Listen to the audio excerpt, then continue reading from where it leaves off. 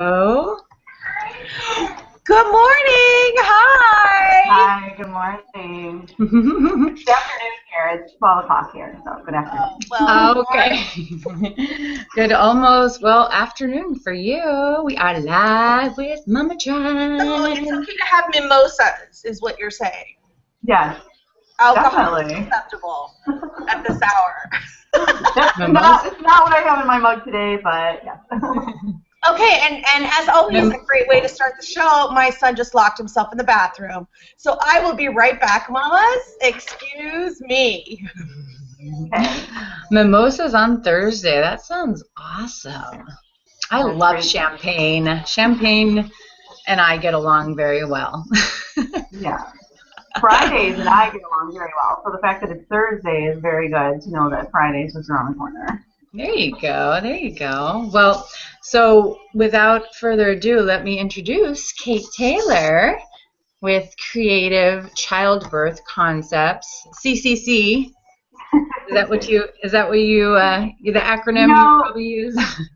my husband actually refers to it as CCB. He'll be like, "Did CCB pay you today? Did CCB get any?" He calls it that because it's easier for him. Nice. Awesome. So we're going to talk to Kate today. I'm so excited. I really love like everything that you are all about, and we're going to learn more definitely. But we of course love birth and everything that goes along with it, and anything to make birth easier is sounds great. Yeah. So Anything um, to make that experience more individual, I think, is also really cool because, especially if you go through kind of like the mainstream birthing route, you don't always get that kind of individualized treatment. So I'm really Right. excited to learn more about your service. And Yeah. yeah, totally. Yeah, yes.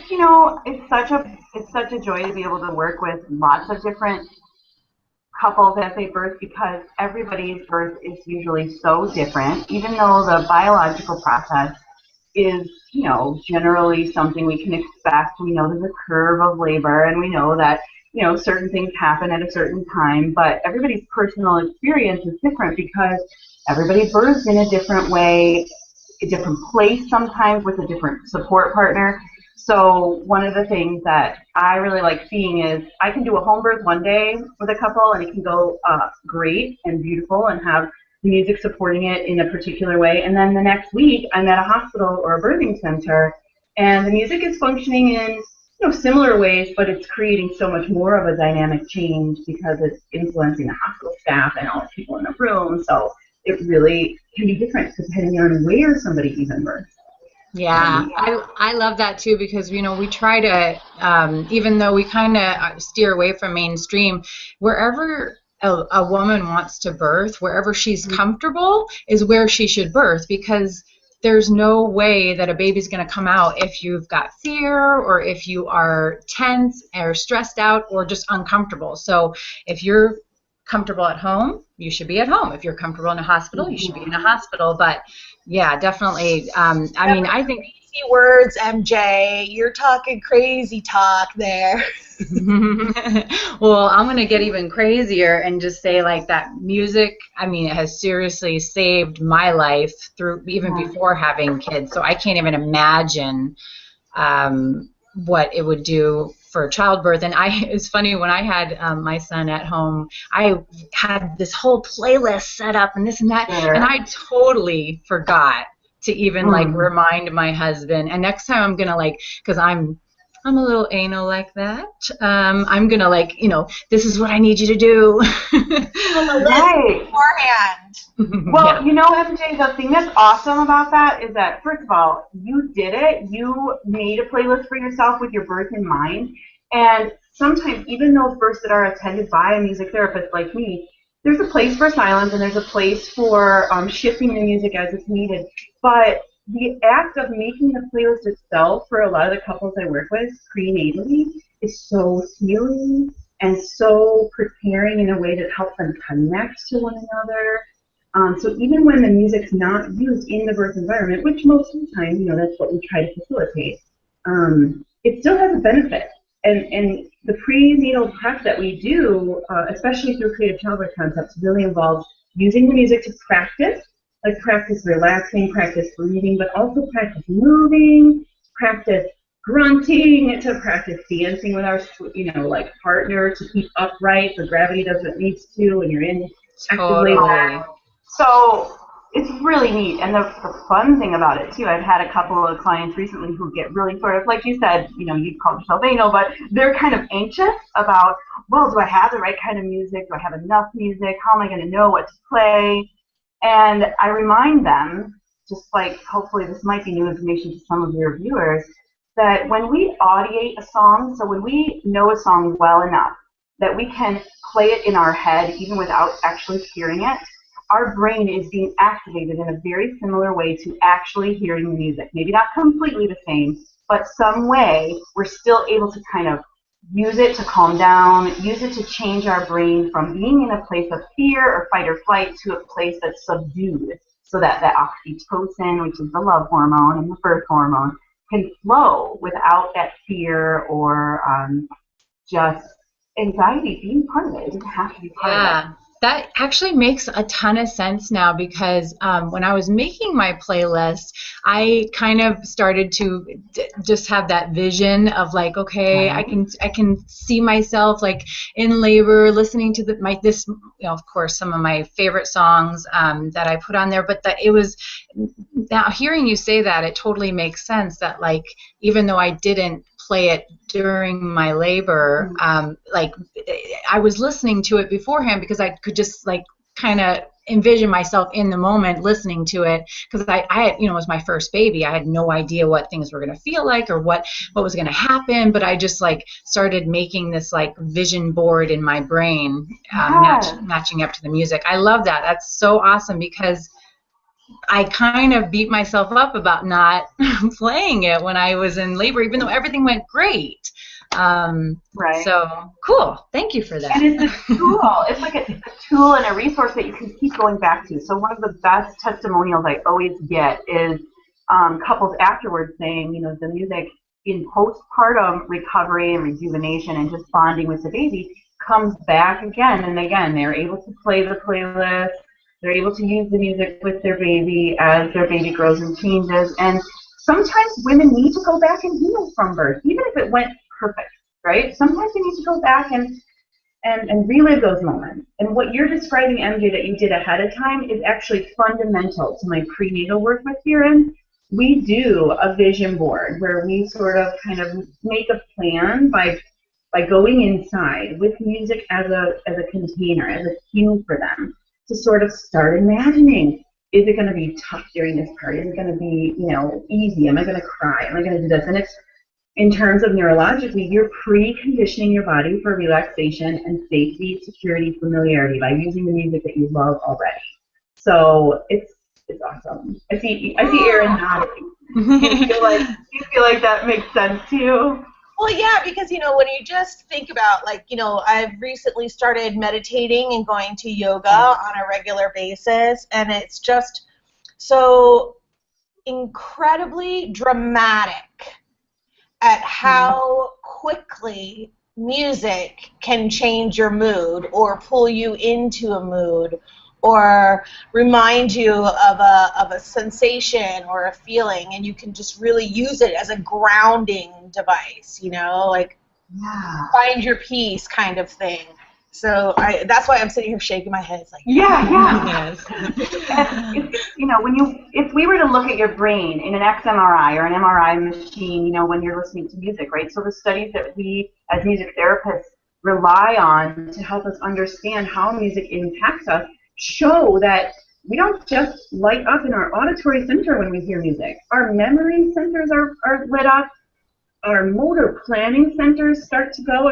Why else do you listen to music when you run? You're priming your body to stay in tempo, to move your motor planning system to that tempo. It's a cadence. And in birth, we know, those of us who have birth, the cadence is not always expected, but there is a rhythm there, right? There's the rhythm of the surge as it starts, and then it peaks, and then it releases. Usually, But I do attend a lot of births where women are on Pitocin, which is a synthetic form of oxytocin. And so it's kind of a different, like it goes up and then it plateaus and it comes down. So it's a little bit different.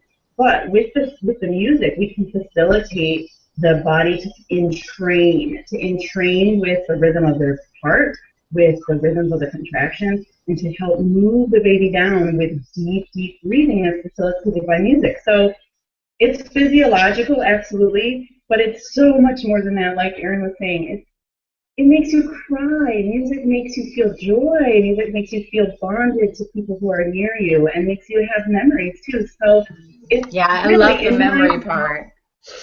The memory part. Yeah, I know I'm biased, but go ahead. Oh no, I was just gonna say that like it totally brings me back to like I always think of when I first had my own place when I was younger, and just because I was in my own place by myself, but then I got to play my own music and do my own, and just so it totally, there's certain songs that just remind me of like when I was younger, but good and bad memories, kind of, because it's scary when you first get out on your own, but then it's also kind of cool, but but definitely, what, I don't want us to get too far out before I let our viewers know, because we do have some live viewers popping in and out, that if you have any questions or comments, please, if you're watching us on Google, just type them right into the Q&A area, and I will check that throughout the Hangout.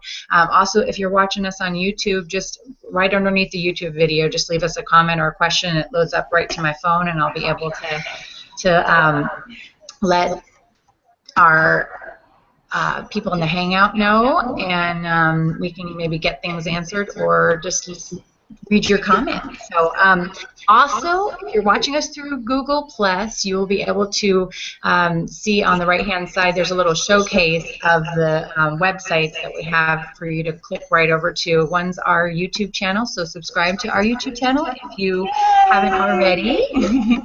And then below that is Kate's website, so you can click right over to it. Below that is going to be our Mama Tribe After Dark, which we will talk a little later about. So, sorry, I had to run. There was a 4-year-old in the bathroom. Wow, that's twice this morning already. Yes. He's going for the record. So I know we've kind of talked about this already, the role of music in birth, but I just want to make sure that we hit all these points and we don't miss anything.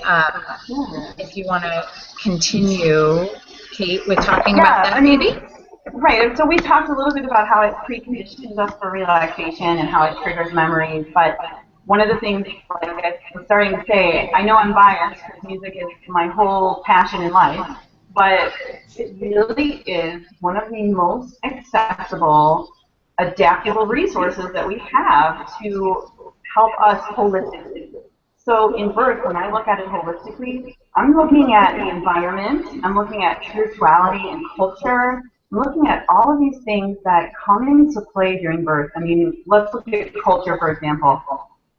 Some women want their mother in the birthing room, some people don't, and that might be a cultural thing, not necessarily what indigenous country they're from or anything like that, but I'm talking about their birth culture. Maybe their family had cesarean sections historically, and they're choosing to have a home birth, so they're going against the grain, let's say, of their birth culture that they're familiar with. And so using the music to kind of draw everybody together in those experiences is truly environmental, and it's truly a system approach where I've had at home births grandmothers present that they've had some choice in the music as well, and it helps them feel safer watching their daughter or their granddaughter give birth when they have all this fear of their own that they're bringing into this scenario. So it doesn't only just help the birthing couple.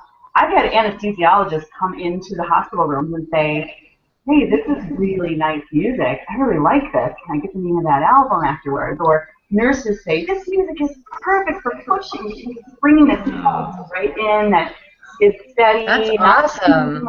Yeah, so it's really neat how I see it change the whole experience for people. Yeah, and even the professionals around you. I mean, gosh, that would be nice to influence them, like make sure they're in a good mood. Right. Especially the ones that hand out the medication, right? Yeah. Right, it's one of the challenges though too. It's one of the challenges though too because sometimes people have relationships with music that's not always positive, right? Like you said, there's some songs that make you feel sad, there's some songs that have other memories. And so that's my job as a music therapist, to constantly assess what's happening in the room so that I can change the music if I need to a place where it's still supportive but not necessarily causing any unintended or undesired effects. I just realized, Kate, that you are basically a labor DJ. Yeah. Right? So I will say, I've been called that before, and I know a lot of other music artists have been called that before. We do change the music like a DJ, of course, but you know, if you were to ask any of the couples I work with, and you know, to sort of put it in those terms, I'm certain, just from experience, that they would say it definitely goes way beyond that in the sense that right? Oh, I know. Yeah. It all. It's in fact here in San Diego, and I know it's the case in LA too, and New York. It's like you don't mess with DJs. Yeah. You know, it's like DJs. They curate the music. They go. You know, it's not just about going wiki wiki woo. Right. Which I could probably do if I needed to. Sure. But so I'm sorry. I didn't mean to. I don't want you to think I was diminishing you. I was just thinking how I've heard it before. how I think it's pretty good. Right. And the truth is that all avenues of music therapy have heard before. You know that people are trying to relate, and you relate to that. You understand that. You understand that a DJ can, at the drop of a needle, change the mood in the room. And that tells me that you understand, and that's fantastic. I love to know that people... Okay, wait a minute. I'm sorry, but I'm just envisioning now. I need to make like a song for you, Kate, so that when you come into the room to help a mama birth, like it's like, and now we got DJ Kate. You know, like I can envision you like, you know, like little like coming. I just had an idea, like smoke coming in, you know, and the little disco light going. And you're just like, okay, let's get this birth going, you know. So, but, yeah, I mean, to dilate. Sorry, we took it there. Okay. No, I'm saying if they could all be fun, you know, they are all great experiences being at the birth, and like I said when we first started talking, they're all so individual. And it's funny because I get in a lot of the testimonials from my clients that when I arrive, they feel this sense of calm. And in my life, I am totally not calm, really, most of the time. I have to rely on music for myself to bring myself to a place of relaxation and reduce anxiety, and to bring my mind to a place where I can sort of start to focus on things, because I am all over the place. I mean, if you could see the rest of my desk, you know, it's like piles of stuff. It's like my brain outside, you know, my body. And we are so soul sisters, seriously. We are. I think we figured that out the other day in our rehearsal. Like, you and I have close birthdays. We had kids around the same time. Right, like, within a week of each other. Yeah, everything you're describing is totally like, you're like, I need music to bring me down. I'm like, oh my God, that's totally me. Yes, we're soul sisters. Yeah. So it started in this. I'm sorry to jump in. How did you get started in this? So honestly, when I was in high school, I played the flute, and I had a private instructor who was sort of encouraging to me, because I told her I was going to double major in special education and music education, and she said, there's this thing called music therapy. Have you ever heard of it before? And I hadn't. And so I went and watched the music therapist. I observed the music therapist work with a nursing home filled with individuals and their families, and I watched as some of these men and women who had had strokes would not talk, but they would sing, and their family was there, or the women with Alzheimer's who, you know, they were living with this disease that degenerated their brain, and they weren't able to recognize people, but they remembered their favorite songs. You know, so I started studying music therapy right in college because of that experience, because I just felt like, wow, this is really, you know.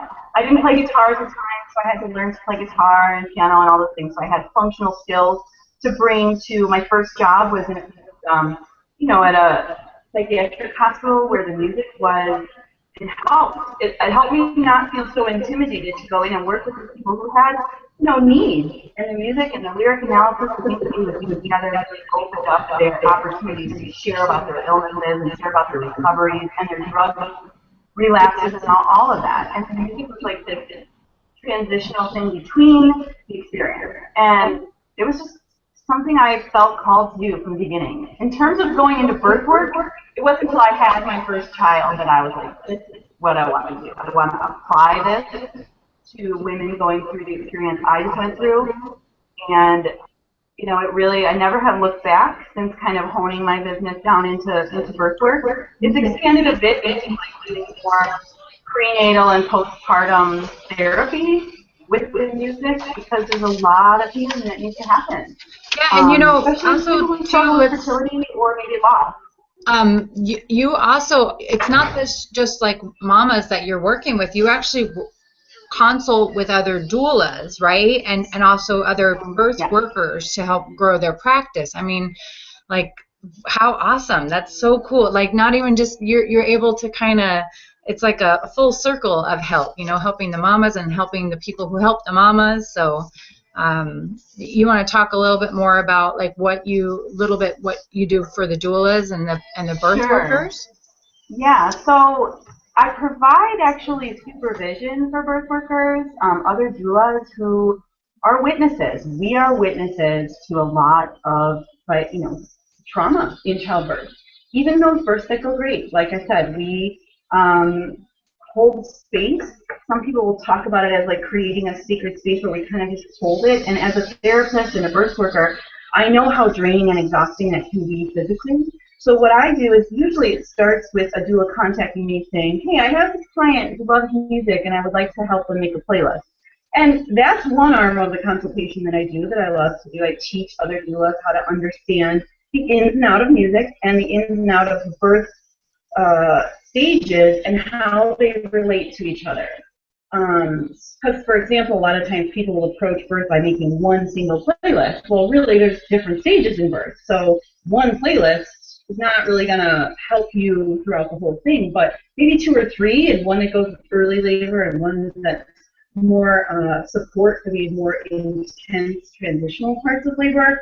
So it sometimes starts like that, but what ends up happening in most cases is that the doulas experience the music with me through the consultation, and it opens up this opportunity for them to talk about the memories they have about all the births they've supported, maybe their own birth, and what brought them into birth work themselves, to kind of heal those underlying things that aren't what drive us in passions in life, right? A lot of times it's from our own experiences.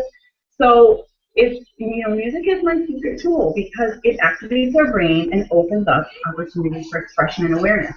Well, and that's really kind of cool in the sense that it creates these feelings in the people that, the moms that are in labor, but also if you're, when you hire a doula, when you hire somebody to be your support, you want to feel that love from them too. So like it'll, kind of, you get a little bit closer to your the mom that you're working with if you have that connection through music too. I think that's really awesome, actually. Yeah. What I found is that as my supervision practice expands into working with music therapists who are specifically working in birth, what I found is that the music opens us up, just like you were saying, to those experiences. And although we want to increase oxytocin for everybody, we're trained as therapists to have boundaries and to have, specific ways of dealing with issues that come up for us and issues that come up for the client. And so the biggest challenge, although it's probably the most intriguing part of my work too, is to know how is this music impacting me? I mean, I've just recently told a story in an article I'm working on where the cello in the music at this birth, I couldn't stop the tears. No matter how much I tried to stay in my professional role as a therapist in this moment, the couple was experiencing a disappointing shift in their labor. And the music, I was using it to support this big epic event that was happening. And the emotions were so palpable for me. They were so right on the surface. And I believe it would be because of the music. I really do. Because it perfectly mirrored the moment that they were Oh going yeah. through. And I was Oh in it. yeah. I was part of it. Yeah. I Yeah, mean, so I I've do a had lot of those supervision to help them. What's that? Yeah. I was just saying I do a lot of supervision with other therapists and other doulas to help them Yeah. understand that this is something that can be expected, and then here's how they can use music and creative tools to process. So we do a lot of drawing and mandalas and experiencing like tangible supplies where they can create something to help them process what they just witnessed, what they were a part of, and even the disappointing feelings. We as doulas, we strive to have our clients have the birth they want, and when it goes differently than expected, there's a lot of responsibility we feel to some of that, and it takes a very skilled person over years of practice to realize that it's not a responsibility that we have. It's something more of just those were just a turn of events, and it's more of our responsibility to help contain what they're going through, help them cross those thresholds of birth as they happen. And Yeah. so, again, going back to music helps us heal it. Yeah, exactly. And so I think that would be helpful. I mean, maybe some people would be like, well, why is my doula upset right now? I mean, but I think that it would, I think that if you're listening to the music and you're feeling it just like, you should be, then you'll probably be feeling the same way too. So if I were in that place, being in labor, then I think it would actually feel comforting to know that, like, okay, I have this support from this person, but she is also feeling these things I'm feeling right now. Like that's a nice connection to have. So I think you were just kind of getting into it, but I have the lower third up here about you wanted to hit about how you prep for birth and how you be creative in that process. And I know that obviously we've talked about music and the playlists, but I'm sure there's more that we can talk about on this. Right. I mean, so if we just look at like the newest trend, right? The newest trend in coloring mandalas or coloring these adult coloring books, right? That I've worked very closely with a lot of art therapists over the years, and certainly they will help educate that this is not necessarily art therapy that people are doing when they're coloring, but there is something about the act of creative expression that engages the whole brain just like music. So the act of putting pencil to a paper when you're writing a journal activity, or cutting and pasting on a vision board, it's creating a sense and opportunity for your body to activate in a whole different way than just cognitively. So if you were to go to a childbirth education class and sit there for 3-hour intensive, or every week for 8 weeks, like some people used to do, you're being told information, you're being shown information. It's all only entering in one way, and then it's only recalled in one way. But when we introduce art, painting, drawing, coloring, music, all supported by music, all these activities in my practice are supported by music. So again, it's activating the whole brain just by listening. Couples are able to dip back into those creative resources during labor. So some women will make something that they put up in the birth room or all around their room when they're laboring at home. Other women will take a journal and be able to just reread the letters they wrote to the baby through prenatal text, and they're preparing an emotional and whole body, whole brain type of way. Yeah. And we practice too. So I'm not just giving them information and showing them pictures of position. I'll put on a piece of music that has a nice, easy, steady rhythm, maybe a guitar, something nice, maybe some lyrics that are supportive, and we'll practice slow dancing. We'll sit on the birth ball. We'll practice doing massage and touch to see how it feels. And again, then when that song comes back up in their labor, they're preconditioned to go back to that time when it was safe. It was just me and their partner, and we were practicing. So then as labor progresses, and we bring music that's more supportive, richer instrumentation, bigger epic sounds, just like the contractions, right? They're getting bigger, they're lasting longer, they're coming closer. We practice that control of being able to breathe nice and slow to the big epic music, so that when they come to that place, which, as you know, when you get to that place of transition and birthing, when you're experiencing it all, the train leaving the station, and you're just kind of like you know, how do I get on top of this? How do I get in front of it? So we practice it all ahead of time. And we make the most beautiful art together. Like, they make, you know, images of what they imagine their birth to be. And even those parents who say, oh, I can't draw anything, I've never painted before.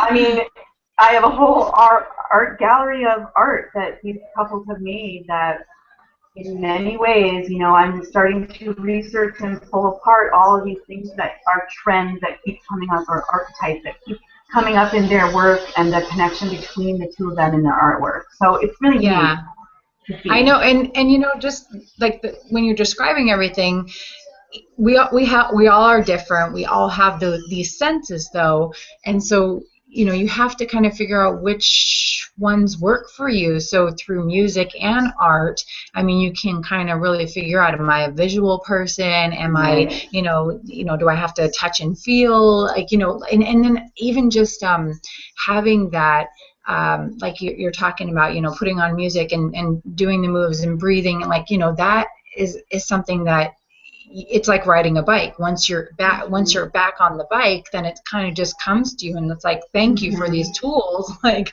to be able to use. So that's really awesome. So Erin was saying, she texted me that Cash was trying to give himself a bath. Good job, Cash. So that's why she's been jumping in and out of the hangout here. But let's see, should we move to the next point? I mean, I know that we've kind of touched on these, and, you know, this is just how our show goes. Those of you who are watching us live, you know, we just kind of jump in and out all over the place, go off on tangents here and there. But this one, I think I really am excited about hearing what you had to say, because, you know, pregnancy can be really hard on people. Birth can be really hard. It can be awesome. It can be traumatizing. But then these little beings come out of us, and then we have to parent them. And holy shit, okay, I'm just going to say it, because my God, I did not think, and I have had, I had 5 nephews and a niece before I had my son. I totally did not envision my life as a parent being what it is. It is gorgeous and beautiful and awesome, but it's also really challenging and hard, and it sucks sometimes. And, you know, but so let's hear some good stuff about what parenting through music and art can do. Yeah, just so the life. biggest thing, I mean, the biggest thing that I hope to impart to some of your viewers is that we are all musical beings, just by the nature of who we are. And whether that means we can sing or we can play an instrument, that's different. Our blood volume, our heart rate, all these things have rhythm, and we can train to that at any point. We can change it with music. So our children are no exception. In fact, our children are even more engageable through music, because their brains are growing so quickly, and their neurological pathways are still forming, in the sense that the more exposure they get to music, the more language development they have, the more exposure they get to music while making art, or music while doing math or science, or whatever, you know, their particular interests are, the more they're retaining that information, and the more they're able to recall that information. So as parents, one of the biggest tips I give parents, I teach a class that meets like once a month, and it's called Creative Music and Me, and it teaches parents how to engage with their kids through music. And parents are always so surprised when I sit down in the middle of the circle, and I bring some instruments and play, but I use my voice primarily. And I might see a little boy named Henry, or Cash in this case, right? Is that Cash there? You know, and I might sing their name, hello, Cash. And he or she looks and pays attention and looks up at me and makes eye contact. You know, those kind of things help. There's a center in our brain that allows us to recognize our own name when we walk into a crowded room or a crowded party. And by activating that, when you want your child's attention through a musical cue, instead of just Cash, come over here, Cash, get over here. You know, that is awesome. There's a rhythm there in that example I gave, but so if you modulate your voice just a little bit, you're activating their brain differently than just saying their name. So same What? thing when you want to express emotion. And a lot of times with, yeah, go ahead. Oh no, I was just gonna say what a great tip. Holy crap, I'm using that today. Um, and I wish, we didn't even like kind of introduce you totally, but I wish you were here in San Diego. I know you're in Chicago. And I'll tease a little bit that we do have a giveaway from Miss Kate Taylor, and so you can actually, no matter where you are, utilize her services. So anyway, back to what you were talking about, but I was just saying, Yeah. I wish you were here. I would take your music class. Yeah, no, it's a lot of fun because it teaches parents how to take the resource of music home, use, an app like Spotify, where you can control the music a little bit more, or your own playlist or your device, and use music to shape the environment for the kids. So if you want to have a calm breakfast nook, play something that's calming. If you are ready to get out the door and you need to activate their motor planning, we know this from Barney, right? He sings the cleanup song because we want everyone to clean up. The message is you're cleaning up. But there's more than just the lyrics. It's the actual rhythms, tempos, instruments that make a big difference in how your child, receives the music. One thing that I love to teach new parents is that lullabies don't have to be these, happy songs to their baby. Lullabies actually, if you look at the history of lullabies, there was a piece, I'll probably post the link later, but I think it was in the New York Times about the melancholy nature of lullabies and how when you listen to some of the lyrics to lullabies, some of them are quite sad.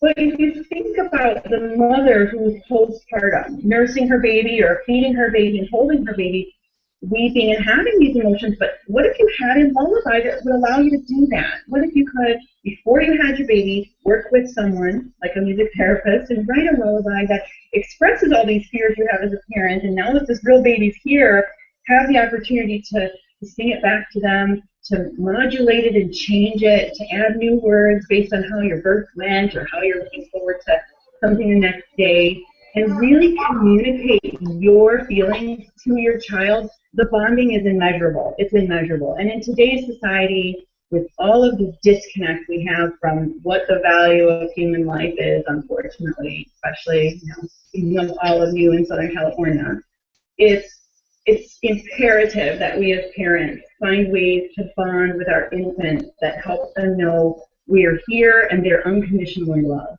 And even those people who struggle with postpartum and having difficulty communicating, connecting that to their baby, the music can do it for them. They don't have to necessarily feel exactly what they're talking about and saying in the lullabies or having it on, but it helps communicate that sense of security and comfort and familiarity to the child.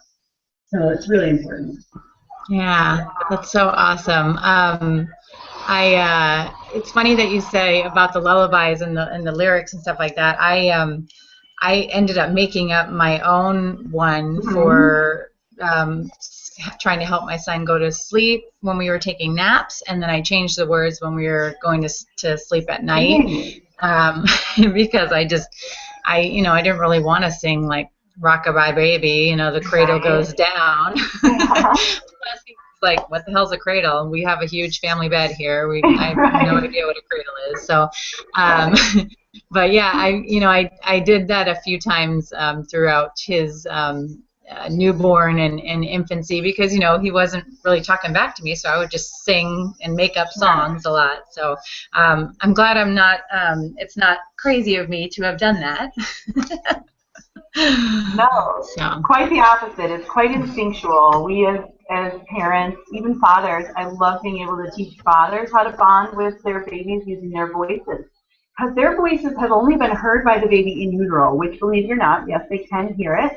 But now that they're out of the womb and on daddy's chest or partner's chest, they have a whole different resonation of their voice that they can use as a tool to help soothe the baby. So, and it makes them feel so connected and bonded to the babies when they're able to do that, because they haven't carried the baby in most cases, so they don't know how to bond in as deep of a way. But when you give them the tools, especially music as a whole brain tool, they get it. They can understand why that would work.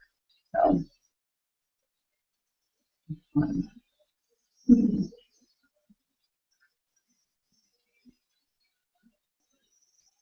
Sorry, Mama. I was trying to unmute myself.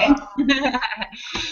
Yeah, no, that's awesome. I mean, that's one of the things too that especially with a lot of the people that I know, the moms are breastfeeding, and so the dads are like, well, what do I, the baby's just in Right. the beginning. Oh, so there are so many ways for dads to bond, changing diapers, trying to hold the baby as much as possible when they're not nursing, any of that other time, and especially if you can incorporate music. I mean, how awesome! I don't know any baby that really doesn't kind of hear and take to music, especially when they're little, and that's part of the reason why I would do it, because it was helpful for my baby, who was communicating by crying, but I was trying to figure out what he was needing at the point. So Right. And for us, Yeah, it was really great. Sorry, I can finally speak. But for us, it was really great because, as most of our viewers know, I live in downtown in San Diego, and it can be very, very loud down here. And we also live in a loft. And one of the things my husband and I wanted to make sure of was that we wouldn't have to tiptoe around after Cash had gone to bed. So for like the first 2 years, whenever we would lay him down, we would have music playing to just kind of like blend in with the background. And now we can have people over and he'll sleep right through it. And sorry for the nude kid. No, you know what? It's awesome that you say that, because we have a lot of music therapists in our field who work in the NICU environment, so in the neonatal intensive care environment. And we have a lot of well-meaning nurses and professionals who think, oh, let's bring some music into the NICU environment and help calm the baby. But they choose to bring in, let's say, Mozart, that has 5 different instruments and a very complex harmony pattern and complex melody. And suddenly the baby's heart rate's up and the respirations are down and their oxygen stats are not making sense, and it's overstimulating. It can be overstimulating. So as music therapists, we're trained very specifically to look at, well, what are the womb sounds that they're familiar with, and usually it's the swoosh, swoosh, swoosh, swoosh of mom's heartbeat, right? That's what they heard in the womb. So babies who are born really early need to be kept in a sensory aware environment, meaning that too much sensory stimulation can be detrimental to their growth and development. But if you keep them in an environment where there's a steady and trainable rhythm that sounds very close to the womb environment, it's darker, there's not a lot of stimulation and touch. We see from NICU studies in music therapy, we see babies leaving the NICU up to 6 days sooner than babies who don't get the exposure to the music therapy. We see babies having better oxygen stats. We see babies having better sucking mechanisms that develop faster than the others, because maybe they've used a device where the music plays when they suck, and then when they stop sucking, the music stops. And so they gain weight faster and they leave quicker, and it gives parents an opportunity to learn how to bond with their baby with their voice and the sound of a swoosh or a drone, an ocean drone that kind of makes that soothing wave sound. So, there's definitely ways to use the music with the kids that helps facilitate miraculous changes in them. And so with kids who are typically developing, using the music that they prefer and using songs that are motivating for the behavior you want to have. So like even if you just as a parent made 4 playlists, and one was let's get moving, and one was time to relax, and the other was, bedtime or eating time, and you kind of just use those, whatever your goal is, to create the music change, to use the music to make the change. So that's really the heart of what we help train people to do, and what I do as a music therapist is I look at what the goals are, I assess what the needs are, and then we go from there and making a plan together and moving. Yeah, I think that's really actually pretty impactful to talk about the music, and then what's going on with the baby in the womb, because if you think if you're in a hospital setting and there is no music, like maybe the baby's heart rate is going up, and things are happening because of the tenseness that's going on in the room, and the the loud noises and the things that they're not used to. So it's kind of interesting that bringing that in and choosing the right music could really affect in a positive way, what's going on with your baby, and almost, I know it's in a grand scale, but even possibly change the way that the baby might be born, maybe, instead of, avoiding, Yeah. intervention. So Right. So I've seen a mom who was laboring who just kind of shut down, and we had she was using some Reiki music, and it was really what she preferred, and it was keeping her really subdued, which is the goal in the music, is to keep the brain out of fight or flight and keep it into a subdued place where it's releasing the hormones at the right time. And sometimes, though, we see that the baby can become really, sleepy. Lethargic. It's like too lethargic, right? You get too relaxed. I mean, it's hard to know if it's the music impacting it directly or if it's the mother's response to the music. But sometimes we have to, shake it up a little bit and put on, of course, the mother's preferred playlist, which in this case might have been the Latin salsa music. And we start doing some hip circles, and we start getting the mom up and on the ball, and the baby's heart rate recovers a little bit better after the contraction. So yes, we absolutely use it therapeutically to change what's happening. And I really wish there was something where I could say, this is the perfect CD for birth. This is the perfect music for birth. But as even though there are good options out there, it doesn't work for everybody the same way. And it takes some training to teach someone how to recognize in their body how the music's impacting them. Yeah. And be able to make those changes on their own.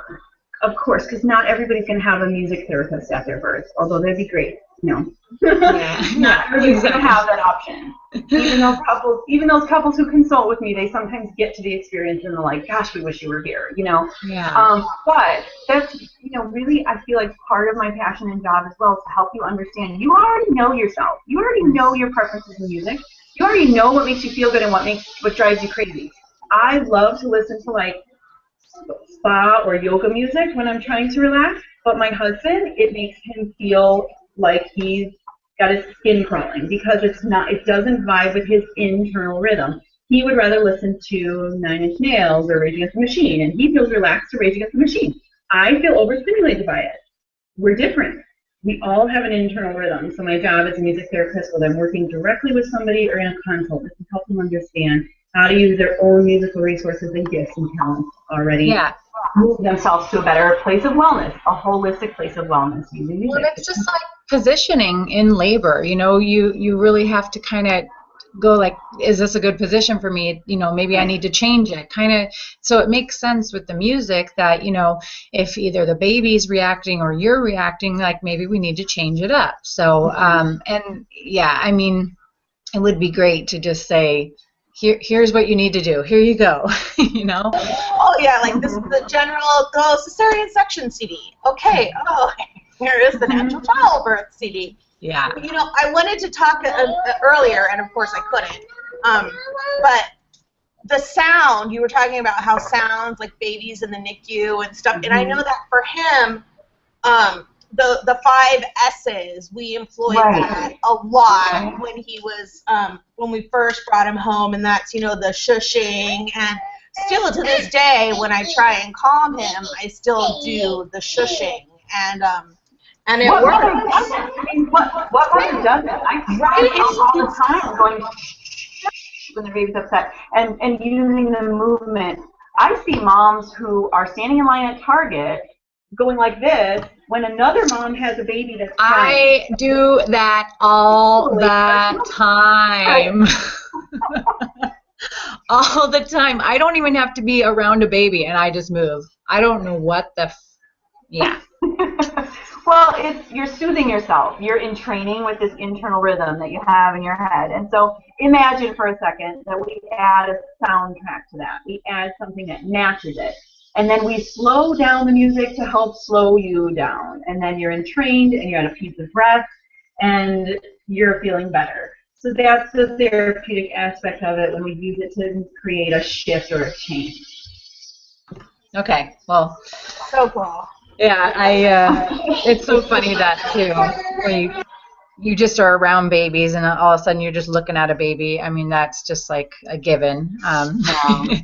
So let's talk a little bit about your giveaway, Mama. Thank you so much. Sure. I printed out your little gift certificate here that you sent to us, but $150 value. My gosh, that's so awesome.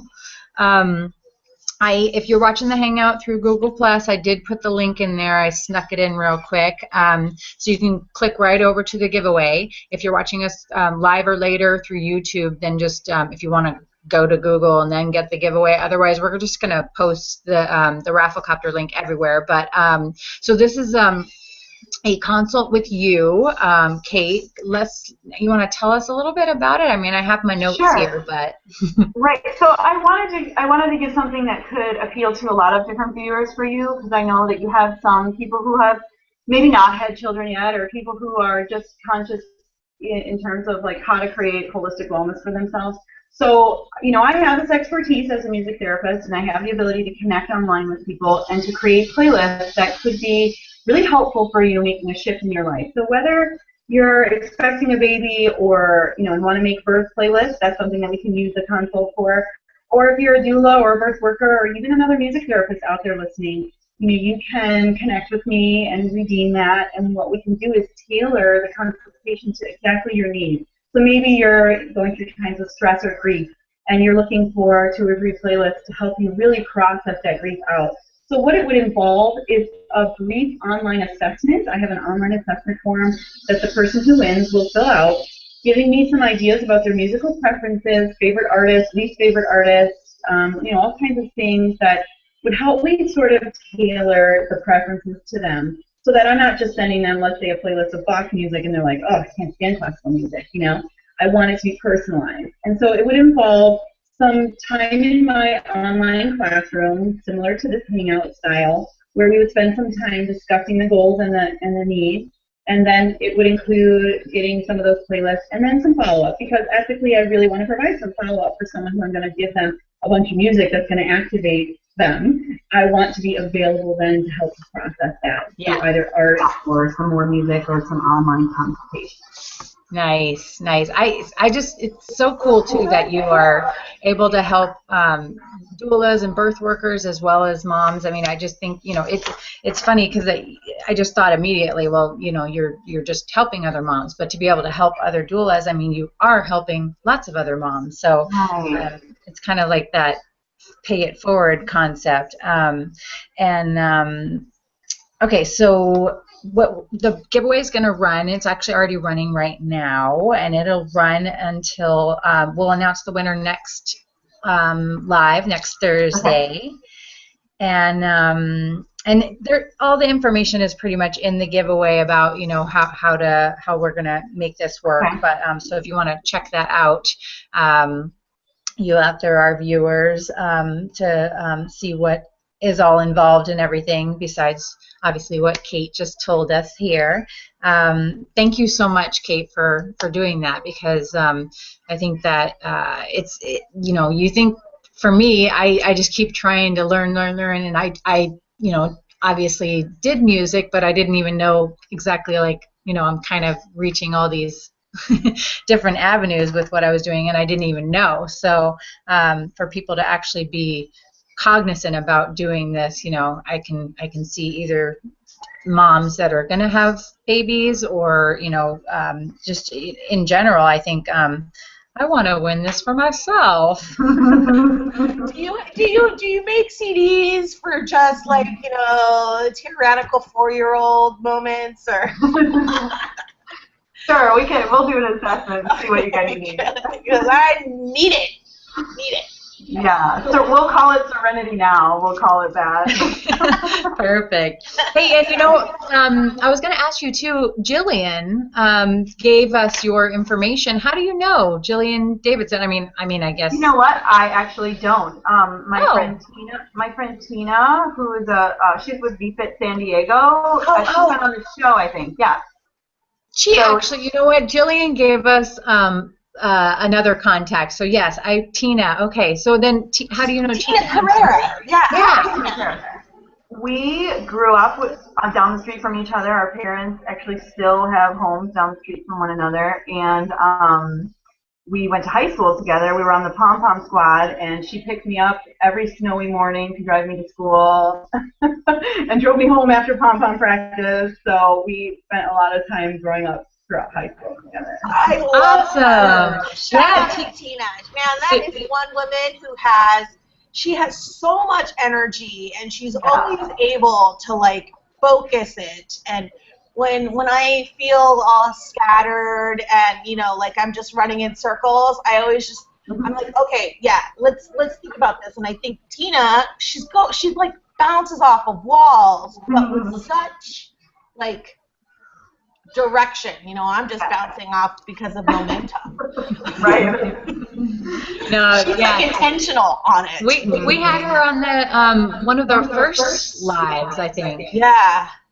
She did a So. demo for us. She actually got us up and moving around. It was pretty funny. I remember that. Thank you for the contact, Tina. Yay, Tina. Hey, and while we're doing shout outs real quick, I do want to give a really, really quick shout out to a mama that I spoke to yesterday, Catherine Roman from the Denver Natural Mom group. Hello, Catherine. I hope you're watching. So excited.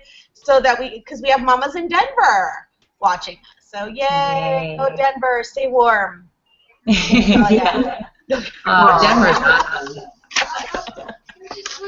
So also too, yeah, go ahead. Let me help you. Let's we're kind of. Can you believe that we've been talking for the last hour, mamas? Yes. Well, you guys have been doing a lot of talking. I've been doing a lot of herding of a cat. No worries. So we're going to wrap up the show now because we all need to get back to our lives here, but it has been fun chatting. I hope you've had fun, Kate. Yes, I really have. I really like coming on shows and talking about, what I like to do and what people can learn from it is really the reason I do it. I hope even if you took away one thing, that you learned something. And if not, then you can email me and we'll work on something else. We'll figure out a way to get you to learn something new about I took away a few different things. So, and yeah, I was like excited about the topic, but I didn't think like music, but man, yeah, I learned a lot, definitely. Yeah, I'm really hoping that we get a lot of entrants for this giveaway because I think it's one of those really cool things that few people have access to and few people have knowledge about. So being able to spread the word and spread the joy that is music is awesome. So I really appreciate that. That's what we like to do. Yeah, definitely. I mean, when we find something that's helpful, hopefully, or something that has helped us, then we definitely want to spread the word.